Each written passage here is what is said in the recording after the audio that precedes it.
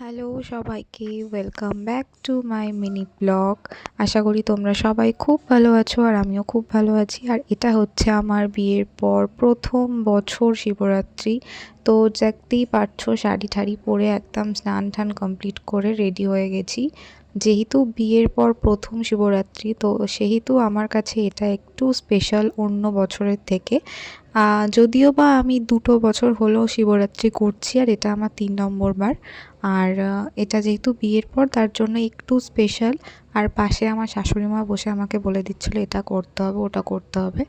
তো অন্য বছরের থেকে এটা একটু আলাদা, মানে এই অনুভূতিটা আমি বলতে পারবো না সেদিন কীরকম একটা মনে হচ্ছিল যে মানে অন্য রকম ফিলিং হচ্ছিল, বলতে পারবো না। যাই হোক, তো সেদিন খুব ভালোভাবে পুজোটা দিয়েছি।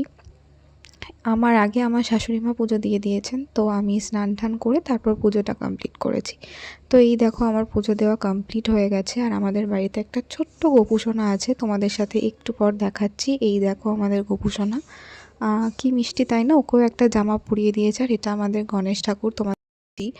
তো এই হচ্ছে। আর তারপরে বাবা আমার জন্য নিয়ে এসেছিলো এই ছেঁড়া পরোটা, সেটাই খাচ্ছিলাম। তো যদিও বা আমার খেতে ইচ্ছা করছিল না, আর তাও জোর করে খেতে হয়েছে। আর এদিকে উনিও খেতে বসে গেছেন। মোটামুটি আমরা সবাই একসাথে বসে খাওয়া দাওয়া করি। তারপর একটুখানি কুল এনে দিয়েছিল বাবা বাজার থেকে, তো সেটাই মাখা করেছিলাম। আর যেহেতু আজকে নিরামিষ, তো বাবা ওখানে মিক্স পনির রান্না করছিল। তো এটাই আমার বর ওখান থেকে তুলে নিয়ে এসছে একটা ছোট্ট ক্লিপ তোমাদের। তারপর বাড়িতে কিছু ফল ছিল, তো ভাবলাম যে একটু ফ্রুট চাটনি করা যাবে, তো তার জন্যই বিকেলবেলা উঠে একটু ফ্রুট চাটনি করছিলাম, এই যে। আর ভিডিওটা কেমন লাগলো জানিও, ভালো লাগলে লাইক কমেন্ট শেয়ার করে দিও। আর চ্যানেলটাকে যারা নতুন আছো তারা প্লিজ সাবস্ক্রাইব করে দিও।